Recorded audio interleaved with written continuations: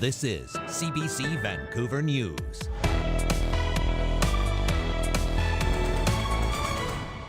And it's difficult because all you want to do is say, I'm worried.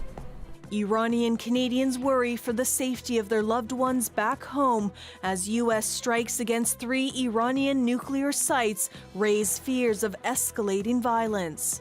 Also, feel that our next generation should have an information center where they can learn about the tragedy that took place in 1985. 40 years after the Air India bombing, some in BC's South Asian community are calling on the province to build a large memorial and learning center to honor the memory of the victims. Plus,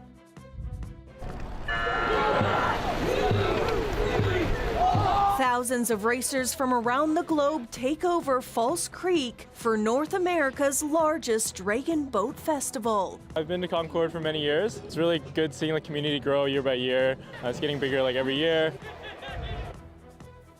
Hello, thanks for joining us. The world is assessing the repercussions and implications after the U.S. airstrikes on Iranian nuclear facilities. Top cabinet members insisted the U.S. was not at war. U.S. Democrats expressed serious reservations. Katie Simpson reports. American B-2 bombers returning from a high-stakes mission to strike Iran. The consequential order by U.S. President Donald Trump, who watched Operation Midnight Hammer unfold from the White House. Thanks to President Trump's bold and visionary leadership and his commitment to peace through strength, Iran's nuclear ambitions have been obliterated. American forces were essentially unchallenged, the U.S. says, as they struck 3 Iranian nuclear sites. Satellite images showing what the facilities looked like before and then after precision-guided weapons struck. This is the Fordo site, hidden deep beneath an Iranian mountain. Bunker buster bombs leaving behind holes, though it's difficult to assess the damage underground. Still, Trump has declared it a spectacular success. Iran, the bully of the Middle East, must now make peace. If they do not, future attacks will be far greater and a lot easier. Trump's allies argued this is a limited operation with specific goals. We're not at war with Iran. We're at war with Iran's nuclear program. This mission was not and has not been about regime change. This wasn't a regime change move. This was designed to degrade and/or destroy 3 nuclear sites related to their nuclear weaponization ambitions. Arguments undermined by Trump, who posted, "It's not politically correct to use the term regime change, but if the current Iranian regime is unable to make Iran great again, why wouldn't there be a regime change?" Trump is accused by some Democrats of not presenting enough evidence to justify the attack. It's not an operation that should have ever been authorized by the president in the absence of intelligence showing that Iran had made the decision to break out and build a bomb. Even some Republicans are frustrated too. I'm here to represent the base of the MAGA party that got Trump elected. Most of us were tired of the wars in the Middle East and Eastern Europe, and we were promised that we wouldn't be engaging in another one. Yet here we see this happening. The U.S. is warning Iran not to retaliate, or else it says it will be hit even harder. The Americans insist the only path to peace on their terms is through a negotiated settlement. Katie Simpson, CBC News, Washington. The strikes take U.S.-Iranian relations into new controversy and crisis. Margaret Evans has more from Jerusalem. Iran's initial reply arrived early this morning. Missiles aimed at Jerusalem, Haifa, and Tel Aviv, some making it through Israeli defenses, shattering residential buildings. Israeli citizens, well disciplined in getting to safety. We got out of bed and we went to the safe room, heard a tremendous boom. When we came back, we saw our apartment was not our apartment anymore. They want us destroyed, and we're not going to let it happen. Israel's prime minister was quick to offer thanks and effusive praise to the U.S. president. His leadership today has created a pivot of history that can help lead the Middle East and beyond to a future of prosperity and peace. This analyst says that's a big ask. The American attempts to create a new Middle East in Iraq, in Afghanistan, all over, were a failure. The more immediate question is how Iran will respond to the United States' entrance onto the playing field. There is no red line that they have not crossed. Iran's foreign minister says it will defend itself. It is an outrageous, grave, and unprecedented violation of the fundamental principles of the Charter of the United Nations. In Tehran, still reeling from 10 days of blistering Israeli attacks, there was a show of defiance on the streets. It was unforgivable, says Farzaneh Mohakkek. They shouldn't think they can harm our country. Iran is stronger than they perceive. The regime has disputed U.S. President Donald Trump's claims that its nuclear facilities were completely destroyed. Some officials saying Iran moved its stockpiles of enriched uranium to a secret location some time ago. Iran has repeatedly said it would target U.S. interests if Washington were to enter the fray.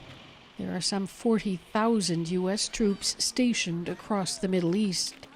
But that would no doubt draw more fire from Washington, and Iran's regime leaders will be calculating the potential cost of that. Margaret Evans, CBC News, Jerusalem. Many Iranian-Canadians are desperate to contact family and friends unable to leave the country, worried for their safety amid fears of escalating violence. Yasmin Khanea shows us what people here are going through. Emotions are high for Sana Safa, who hasn't been able to speak with her mother in Iran for 4 days. It's hard. I wish I was there with her. Safa's mother, a dual citizen of Canada and Iran, was visiting her sick mother before the Israel-Iran war and the U.S. attack.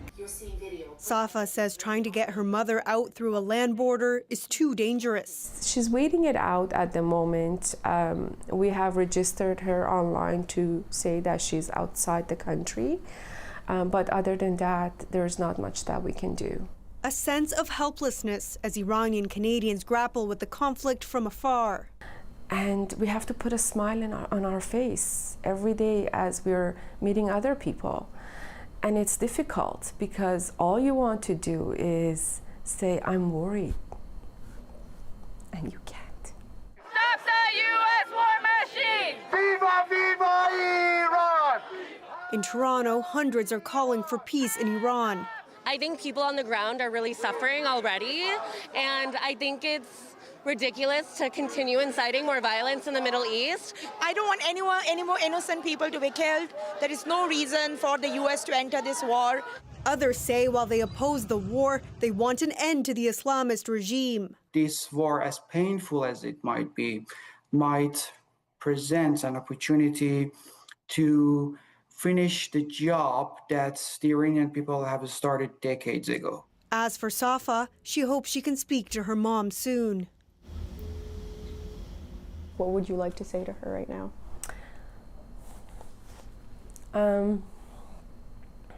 I just want to say that I love her. Wishing for her safe return amid an unpredictable conflict. Yasmin Khanea, CBC News, Vancouver. Mark Carney is in Europe preparing for talks this week on security at a NATO summit. And after the U.S. strikes, those talks will have a new dimension to contend with. Kate McKenna reports. Do you agree with the Americans' decision to bomb Iran, sir? The Prime Minister not speaking before boarding his flight to Europe for long-planned meetings with world leaders on defense. Summits that will now need to meet the moment as the United States inserts itself into the Israel-Iran war. We want to see a resolution to this issue. We want to see the negotiations resume, and we want to see peace. Canada has always been of the position that the Iran nuclear program is a threat to international security. The U.S. took these actions, I think, in trying to address that threat. Security is why Mark Carney is in Europe. On Monday, he's expected to sign a new agreement with the EU. Later, he'll meet NATO leaders. This expert says these are strategic meetings. The goal for Canada at the EU-Canada summit is to cement its relationship with European partners, both for defense and for investment in the Canadian economy. It goes two ways. The role in NATO, make people understand we are on the way to meeting our obligations. Canada's new security deal with the EU should make it easier and cheaper to buy some weapons and ammunition. That has been our Achilles heel since almost forever, I would say, in terms of getting the equipment. At the NATO summit, expect agreement from allies to boost defense spending from 2% of GDP to an eye-watering 5%. Timeline to come. It is important because we have to protect ourselves against our adversaries, so like Russia, but also China, which is increasingly building up its armed forces. So we have to make sure we have what we need to defend ourselves. All of this is part of Mark Carney's goal, to rely less on the United States for trade and security while building on relationships with other allies in a world that's changing very quickly. Kate McKenna, CBC News, Brussels.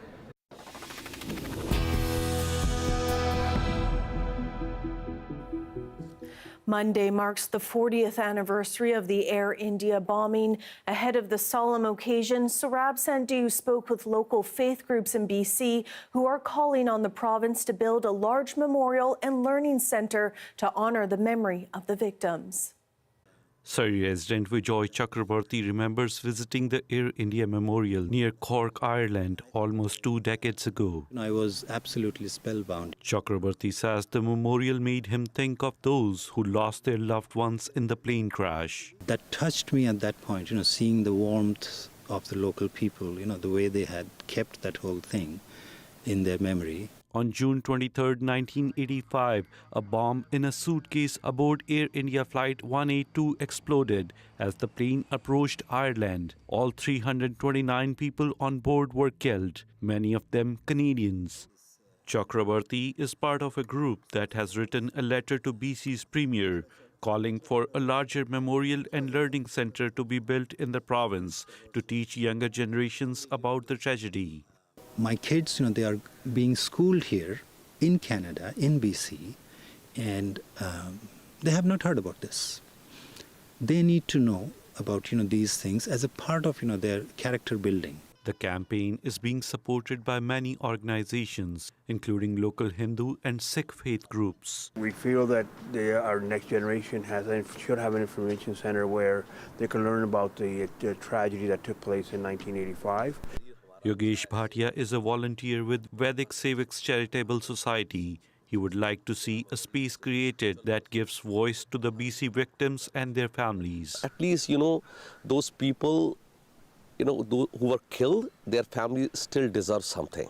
So that's why we are asking a memorable place and an education center so that our future generations know that violence of any type can create massive ripple effect in the society. In a written statement, the province says it will work with community and organizations to better understand how they can continue to work to educate future generations. Major Sidhu, who lost his sister and her 2 children in the terrorist attack, says the bombing is often perceived as a tragedy affecting the Indian community, while the majority of people on board the flight were Canadians. Air India tragedy. He says to this day it's known as Air India tragedy, but it's part of the Canadian history. This tragedy should be taught about in schools and colleges. 40 years later, families still feel anguish. He believes building a new learning centre will create more empathy and understanding for Canadians. Saurabh Sandhu, CBC News, Vancouver. As Alberta Premier Daniel Smith pushes for a crude oil pipeline to BC's north coast, Premier David Eby says he's not simply saying no. Instead, Eby says he's against the public funding of a pipeline. But what I don't support is tens of billions of dollars in federal subsidy going to build this new pipeline when we already own a pipeline that empties into British Columbia and has significant additional capacity, 200,000 barrels. We have major projects with private proponents, cash on the table, ready to go to hire people and build. Let's focus on those.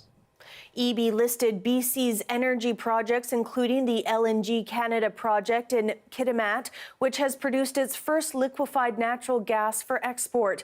Kitimat's mayor spoke with CBC's chief political correspondent, Rosemary Barton, saying LNG Canada coming online is a full circle moment for the community.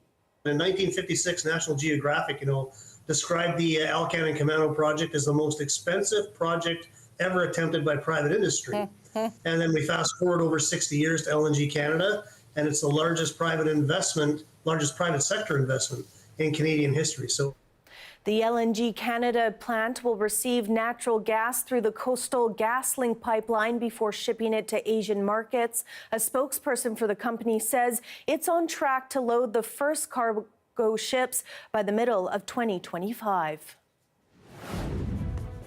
Is it a yes or a no at Vancouver City Hall? The impact of abstaining in a vote is probably not what you expect. We'll explain after the break.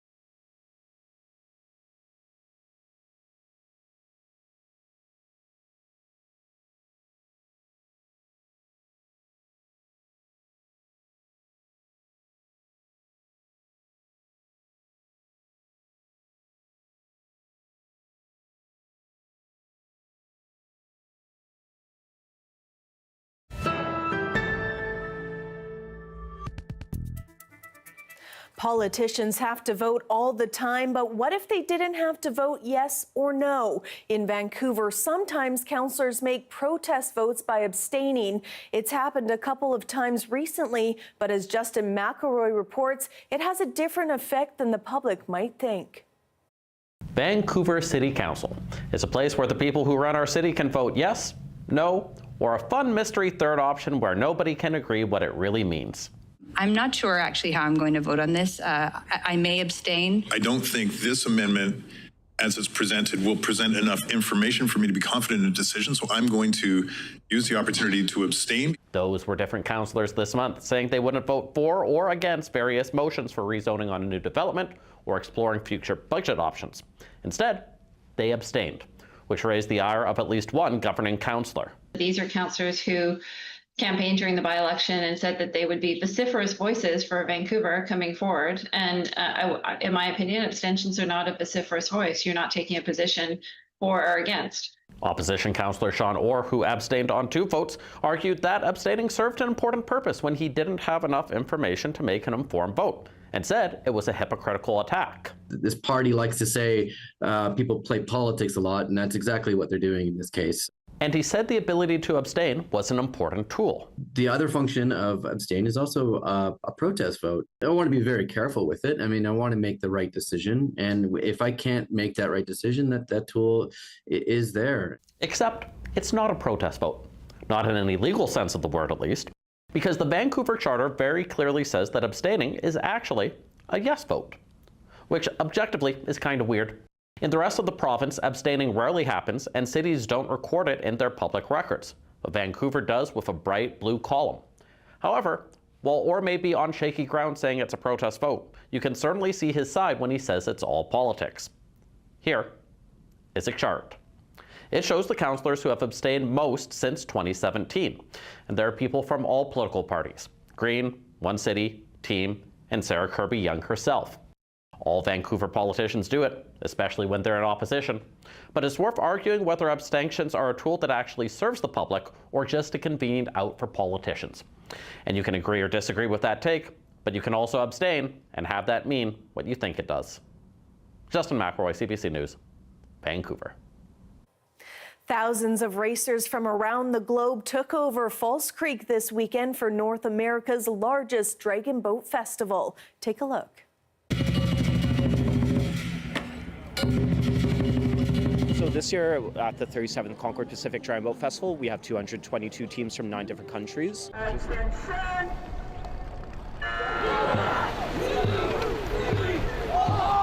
We are expecting about 100 to 150,000 people over the 2 days.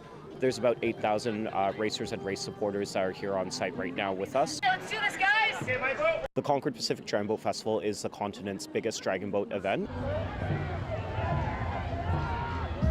It's a lot of time commitment, a lot of, you have to be really passionate about it, but my teammates and like the social aspect of the community really like keeps me going year by year.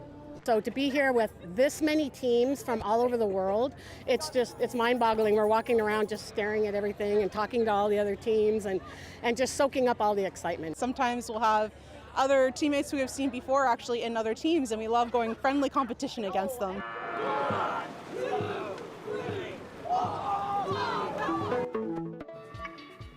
Here we have a live shot of Science World and False Creek tonight. I'll have your full forecast next.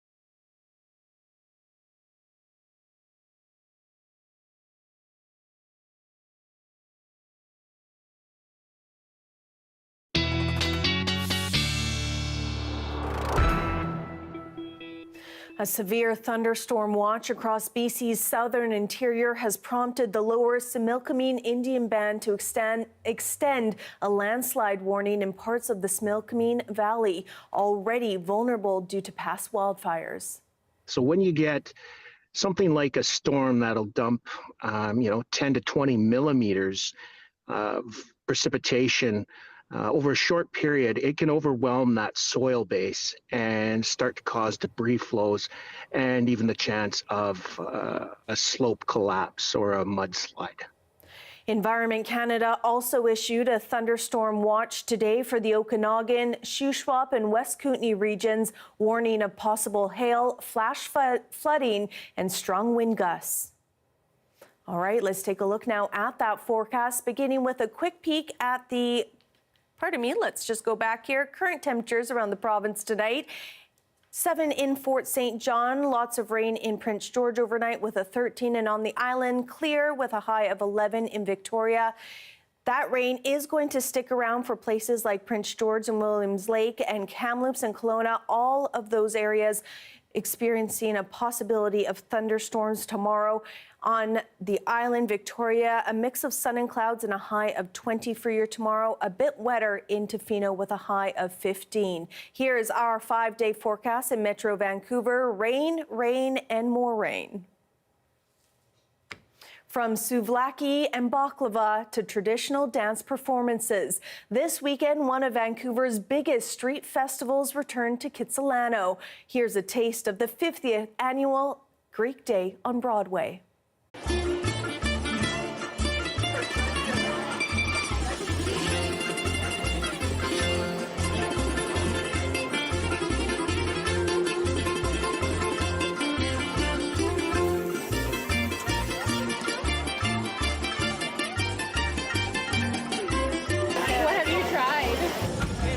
Greek donut. Definitely worth 2 trips. They're called lukumadas. It's very healthy, and you can never just eat one. They have cinnamon and sesames soaked in honey and syrup. We've been doing this for years, so everybody knows, almost expects us to be here. It's like turkey at Thanksgiving, lukumadas for Greek Day. They taste like heaven.